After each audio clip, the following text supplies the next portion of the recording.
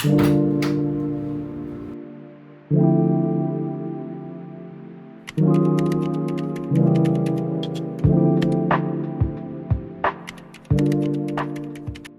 guys, we are back on a new assignment. I just got to the office. I am covering 4 shifts this month at Coca-Cola. We are in our occupational health period. The last time I worked occupational health was back in, I think it was in COVID days, back in 20.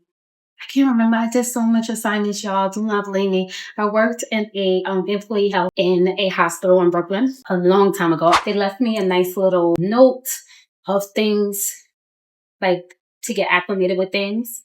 And that's about it. I guess we wait for like any patients that come in today. So I'm excited to be here. I just got to this office. I need to figure out what to do. Let me show you guys our medication cabinet.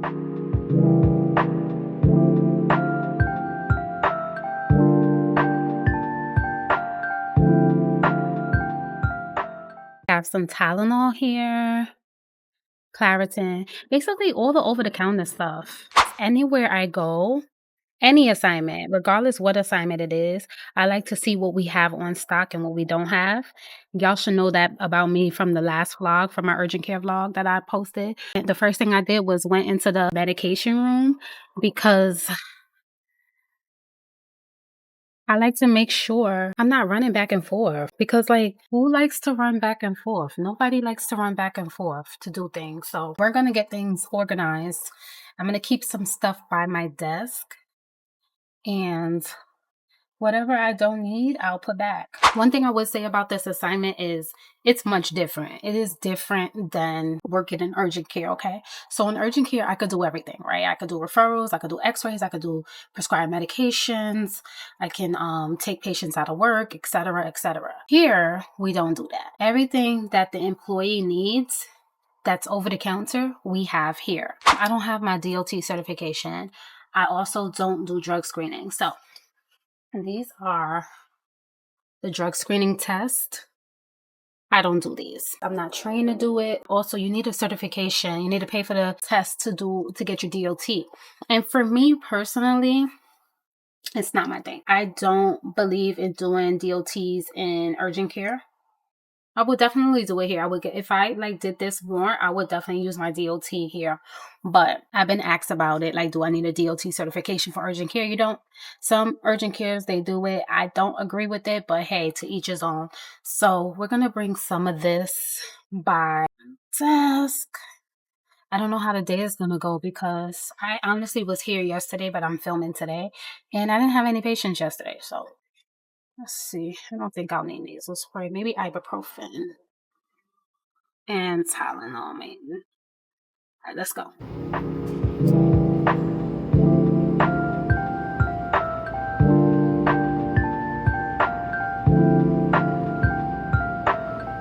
Y'all, so I had one patient that came in, allergies, just allergies. He wanted some Zyrtec. We didn't have Zyrtec, but we have another type of allergy medication in here. So I was able to give him that, and that's it. I only have one patient, y'all. I only have one patient, and the day is almost over. I like this. It is super easy. Like, this is something super easy. Listen, honey, I'm not complaining. So let's have our yap session since we got time on our hands. Let's talk about things that you absolutely need to have in place when it comes to doing these different contracts. I will be honest with you. You know me, if you've been in my world on the internet for a long period of time, I'm going to tell you this, okay? Number one, the best opportunities go to people that are super flexible when it comes to locums, okay? I have 4 working shifts this month. So this is a PRN kind of job. Like I just fill in when a provider is out. So the PA is out today, so I came in and I filled in for the PA. Let's say I'm working a full-time job, right? If you're working a full-time job and you're not available Wednesday or Thursday, you can't do this job, right? So the way my lifestyle works, I was very intentional about not working a 9 to 5. I knew that I wanted to be a contractor when I was still in nurse practitioner school. When I was still in nurse practitioner school, I knew that I wanted to be a contractor. They came, Locum Tenens, they came to a job fair, and I literally was like, wow, I'm attracted to freedom, flexibility, more income, and being able to make my own schedule. So anything that didn't allow me to make my own schedule kind of already felt uncomfortable for me. I was always uncomfortable. So when I secured my first urgent care job, hated it, quit after 4 months, but quit with no plan. And I don't recommend it. I really don't. I don't recommend quitting your job with no plan or no savings. That was me. I did not know how I was going to pay my next bill. But with the grace of God, because my God is so good, 2 weeks after quitting, I landed my first locum job after 4 months of experience. That's it. Another thing, new grads, y'all, it is getting harder to get locum opportunities. Can it happen? Yes. Have I seen it happen? Yes. Is it a rare occurrence? Absolutely. Because if you think about it, most hiring managers, like for this job, for example, it's easy. But most hiring managers, they want you to have some sort of experience that you can be by yourself and see patients. And you know what? It might not be a job where you're by yourself. You can be able to hold your own with minimal orientation. And so that's what's important when it comes to these roles. You know what I mean? So what I would say is if you are a new grad and you are like, I want to get into locums, I want you to do this thing. I'm going to put a guide together to drop down below because I think it'll help you. You want to choose specialties which have a lot of locum opportunities. I recommend going to locums.com. You could go to locumtenens.com. You can even type in Google locums and look and see, like if you're seeing the same specialties coming up. Like I see urgent care all the time, and I got into urgent care for that reason. You know what I mean? If you see those specialties coming up, because there are specialties that don't have these opportunities to make you transition full time into this role. So definitely keep it broad. Okay. It's not only family nurse practitioners that do locums. There's psych NPs that do locums. There's women's health NPs that do locums, cardiology NPs that do locums. There's different specialties that do these locum opportunities. You know what I mean?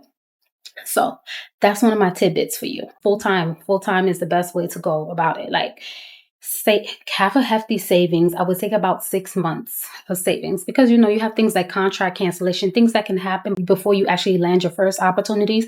And also if you have any PRNs, right? Home risk assessments, that's big, that you can make your own schedule whenever you want to. Those kind of jobs, per diems that you can do. Maybe you still work as a per diem RN, but something that you can still do in the meantime to still get money while you're still waiting on contracts to come through. Contracts come in every single day. I would say you want to get licensed in states that have opportunities for your specialty. So I'm in New York, but I'm also licensed in California, Arizona. Florida is not a good state, but it's a good telehealth state. And we'll talk about telehealth in a few. I have my VA license, Arizona, California, DC. I'm working on PA.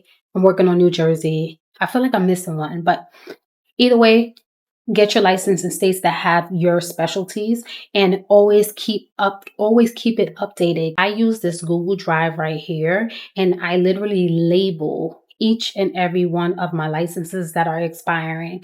And it also has like my ACLS, my BLS, my PALS. You want to keep all of those updated.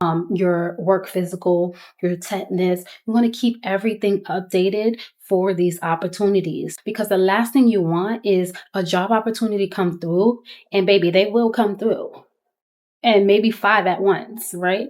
You don't want these opportunities to come through and you cannot work it because you let your BLS expired.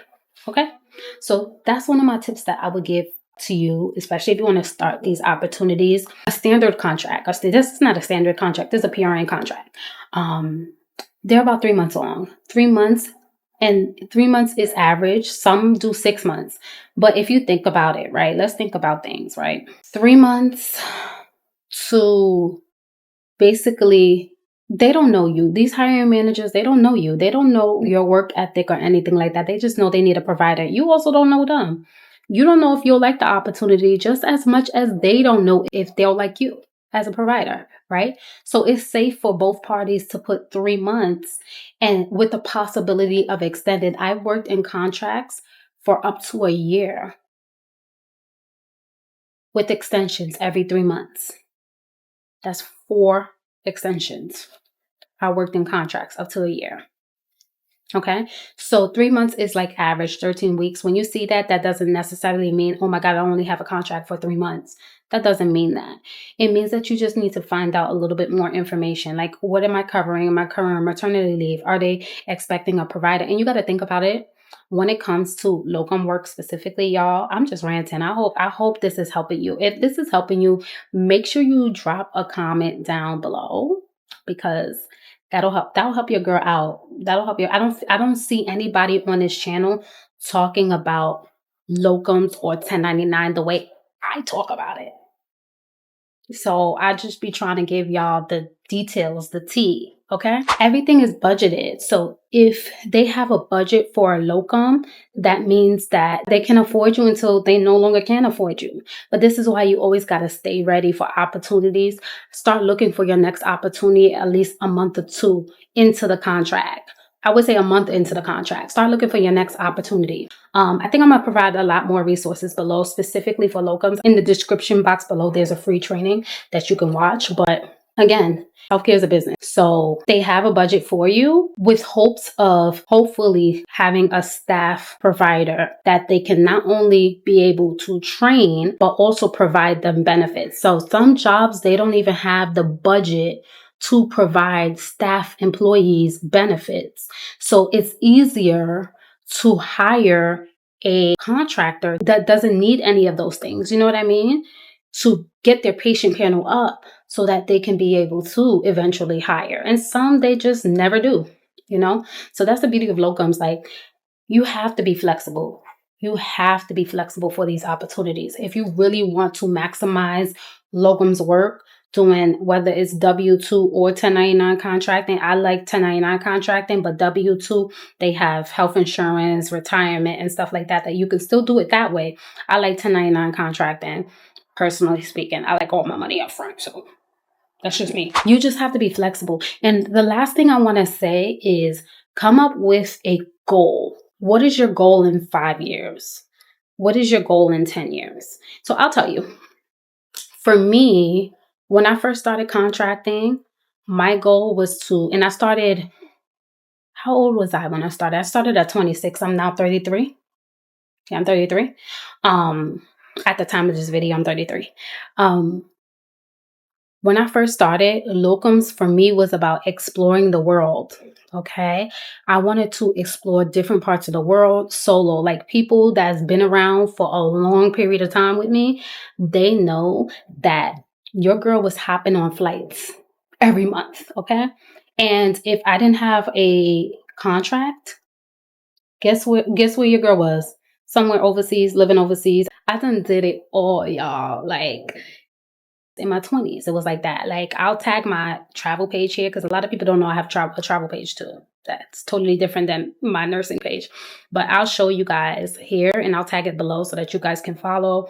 But that's what I was doing. That meant the world to me. And at that time, I traveled hard. Okay. I was single. I traveled hard to the point where, honey, I ended up meeting my husband overseas in Ghana. And had it not been for me deciding to bet on myself and put myself first and my needs first, I would have never been able to find the love of my life. I would have never been able to start a coaching business. I would have never been able to change the mindset of over 450 nurse practitioners. And I can be like, hey, can you give me a testimonial? And they will be like, sure, why not? I would have never been able to do that, because when you are able to open up other people's mind that there is more than just the 9 to 5, and they see that reflection of themselves through you, that's it. God put me on this earth to bless others. I always say that. So if this blessed you, drop a comment in the section below as well, because I don't know. I'm feeling the love. Like, I don't know, maybe because I got too much time on my hands. In urgent care, I don't have this much time on my hands. Okay. So I'm just ranting away. But You have to know your worth. You have to come up with a goal. So in my 20s, that was my goal. I met my goal. I traveled over 30 plus countries. I met my husband. And now in my 30s, I'm all about building wealth, building generational wealth. And I need time freedom to do that. So my 30s, I'm thinking about how I'm going to make contracting work with me having kids. My husband is super supportive. We're thinking about like savings for our kids. Like, what else can we do to produce different streams of income? And what I find is healthcare, you could do as many things as you want in healthcare. So right now I am a locum tenens / telehealth provider.